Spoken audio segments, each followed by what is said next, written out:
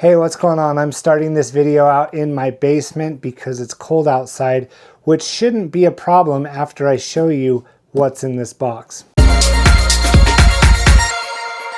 So this is the Toolbox Compact 2 diesel heater from a company called HCALORY or HCALORY, and they sent this to me wanting me to show you all what it's capable of. Now, I want to do some projects out in my garage, but I actually have a detached garage, and so as you can imagine, it stays pretty chilly, which this little diesel heater claims to be able to heat spaces between 215 to 256 square feet. I think my garage is in that range. I'll be sure to measure it when we test this and show you guys exactly how big my garage is and see if this does the trick. But while we're warm inside, let's learn what we can about this diesel heater. So I've had some experience with diesel heaters. I've used my father-in-law's when we went camping, and our van was actually equipped with one on our road trip in Iceland. If you haven't seen that video, be sure to check it out. I don't talk about the diesel heater in it, but it's just a fun video and very beautiful and scenic. But you can see why this one is called the Compact Toolbox, because other than this control panel right here, it just looks like a toolbox, which is kind of cool. So let's pop it open. And right away we see the actual heater and the fuel tank for the diesel. This is a 1 gallon tank. And what's awesome about diesel heaters is they burn super slow. This one burns at 0.04 gallons per hour. So this will keep you warm for a very long time. Also, it comes with a remote control here. So if you have this stowed away somewhere and need to control it, you can just do it with the remote control. And that actually feels like a nice, sturdy remote control. But let's see what comes in this box. My guess is it's going to be an exhaust pipe. And at first I couldn't find where the exhaust came out, but I'll show you that in just a second. So to start, we have our heating duct, and I was curious to see if it was the same as a dryer vent, but I actually have a piece of dryer vent duct here, or hose here, and I think this is 4-inch, this is 3-inch. Probably not hard to find if you need something longer than this, but something to consider is the longer you run a vent, the more heat will dissipate off of the vent and it won't be as hot coming out of where you're trying to direct the air to. So this, the shorter, the better, but cool. We have a nice little heating duct there, and then you can have a nice directional heating vent right here. So those come in handy. Of course, we got some hose clamps, and it looks like some mounting clamps. And here is our exhaust pipe with an awesome little muffler. So that's going to dry your exhaust. This is going to get really hot. And then, of course, we have how you power it. And it looks like it's powered off of 12 volt. So I'm going to have to get creative with that when I use it to heat my garage. But we got something else in here. Let's see what this is. And never mind. Here is a 120, well, it's a 90 to 132 volt input inverter. So you actually have both options. I was curious about that. So this is if you're going to use it for like a camping overlanding setup, and then this is going to be if you want to plug it into your wall at home. So glad to see both of those. They thought of everything. So your exhaust pipe is going to fit right here, and then you just plug it in right there. Super compact, super easy, and here's where the heat comes out. So you can't direct mount that, it just doesn't fit that way. I mean, I guess if you wanted to, you could cut your pipe shorter, but you'd just clamp this on and you have directional heat that way. Or what I'm probably going to do in my garage is just let the air blow out of here and just see if it generally heats the area. We'll see. Let's just take another look inside here. One feature that I wanted to point out, which is actually part of the control panel here, is a feature that HCALORY is calling plateau mode. Basically what it is it's a setting that you can set, and I haven't looked at it yet, but you set your altitude, I believe, and what that will do is that will calibrate the mixture of fuel and air so that you'll always have full combustion no matter what altitude you're at. And they say it's good all the way up to 5,500 meters, which is just barely over 18,000 feet. Now, I have no plans to test it that high. Basically what that means is you can take this anywhere. Also, I always get nervous when there's a pretty thick manual that comes with something, but as I thumbed through it, I realized that it's printed in multiple languages. But come on, I'm a guy. Who reads manuals anyway?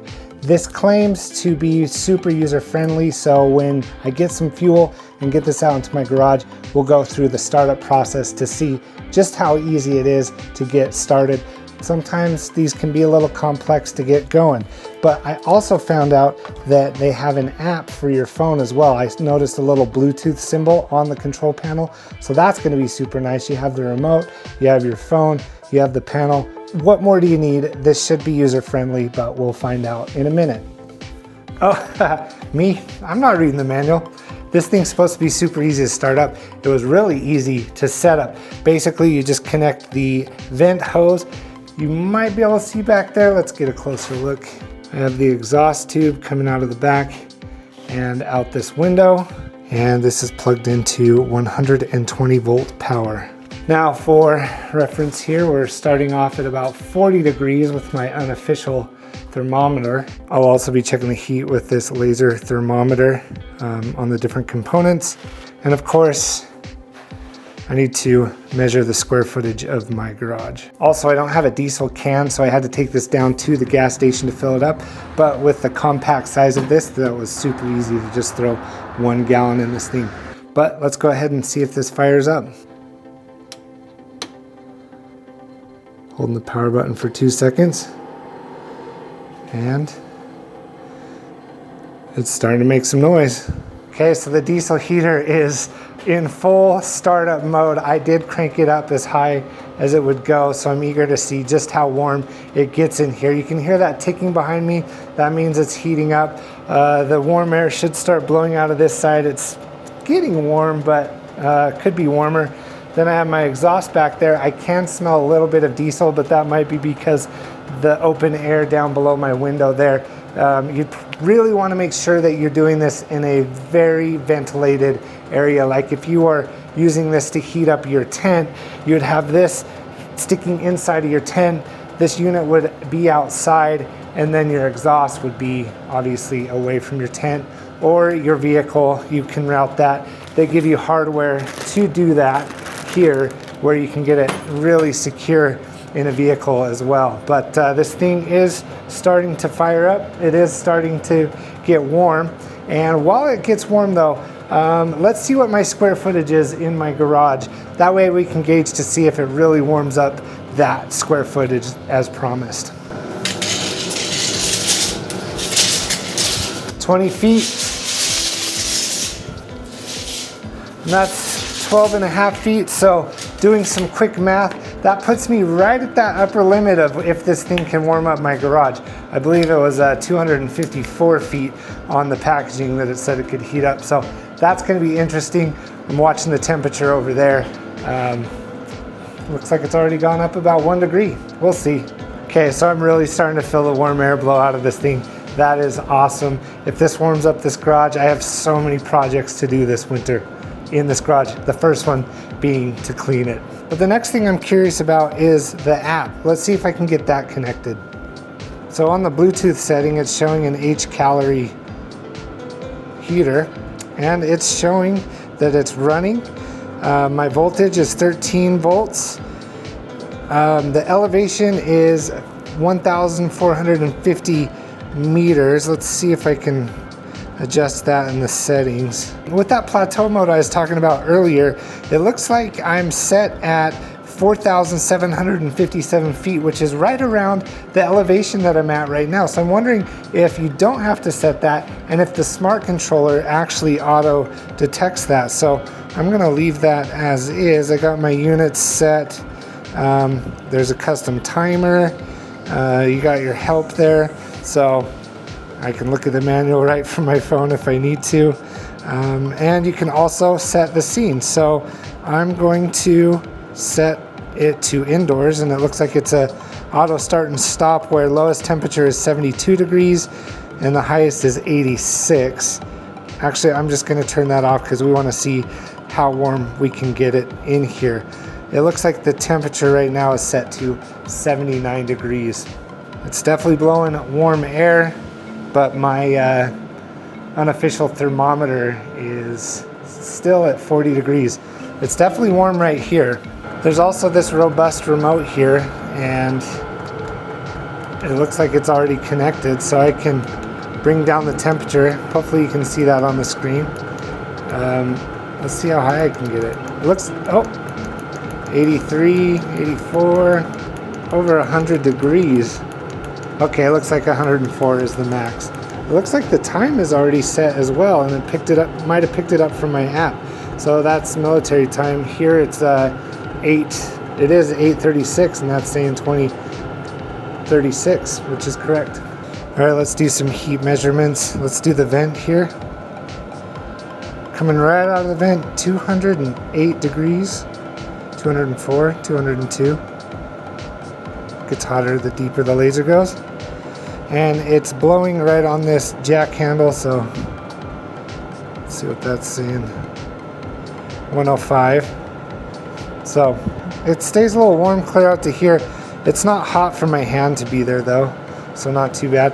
But let's check out the outside of the heater here. It's staying at 62, 61 degrees.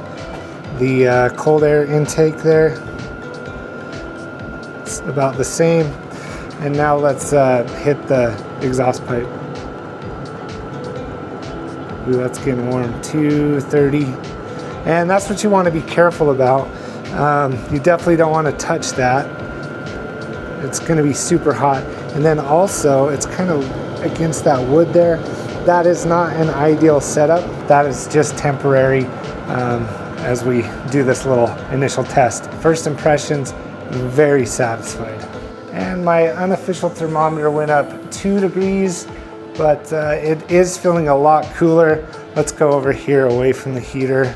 Maybe I'm acclimatized, but it doesn't feel much colder in this spot. And another funny thing, you probably won't be able to see it, but there was a fly right above the heater and you would have thought it was dead. But now that it's starting to warm up in here, it's flying around. Let's see if you can see it up there. We awoke a fly from its winter slumber. With the HCALORY Compact Toolbox Diesel Heater humming along, I'm just gonna say it again, I'm super impressed with the app, with the remote, with the on-screen settings. This is pretty user-friendly. There are a few things that you have to remember about diesel heaters. Again, you want to keep them in well-ventilated areas.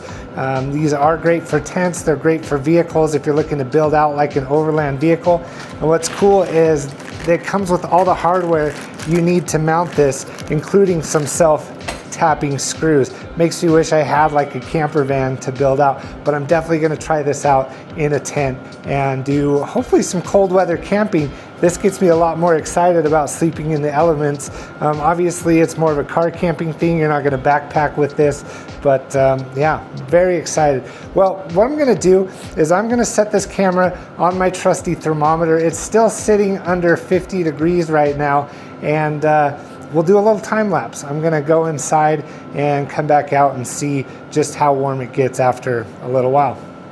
Okay, so my little experiment to go inside and see if this thing heats up the whole garage didn't quite work. I went inside for about an hour. When I came back out, this thing was starting to fire back up. So I don't know exactly what happened. I do know that this has an auto on-off feature, so I can't tell for sure, but maybe this area got to that ambient temperature and where my thermometer was didn't quite get there. Either way, the garage isn't as warm as I had hoped when I came back out, but maybe being out here and kind of monitoring what's going on would have worked a little bit better for that experiment. I can't say for sure. However, it is blowing warm air now. It didn't take very long to start back up and get blowing warm air. Still very amped on this thing. There are a couple things to keep in mind if you do plan on using this out in the backcountry. One of those things is you gotta still power this thing. So right now I'm plugged into 120 volts from my garage, but then that's converted to the 12 or the 13 volts that are required to get this thing going. I do have the 12 volt adapter as well, but when you go to run this off of an off-grid system at that 12 volts, you have to make sure the output is around 12 amps to get this thing going. Now, HCALORY did send me this to review, but they also said give your open and honest feedback, which I am. It's super easy to set up, it's super easy to start up, it's quick to get you that heat. According to their specs, I haven't given it this full test, but it can burn for up to 25 hours, which diesel in my area is around $3.30, I believe. So for 24 hours of heat, that's a pretty cheap way to heat what you need to. I can't wait to take this on some adventures. I'm confident that this diesel heater is going to keep me warm while working in the garage. Also, I can't wait to take it out and test it in a camping scenario as well. Anyway, I hope you enjoyed this video. Huge shout out to HCALORY for sending me this diesel heater. If you're interested in one, there is a link to this one in the description below, so be sure to check that out. If you like this video, you know what to do. Hit that like button, comment down below, do you have any experience with diesel heaters, or is this the first time that you're hearing about them? And of course, while you're down there, hit that subscribe button. Have a great rest of your day.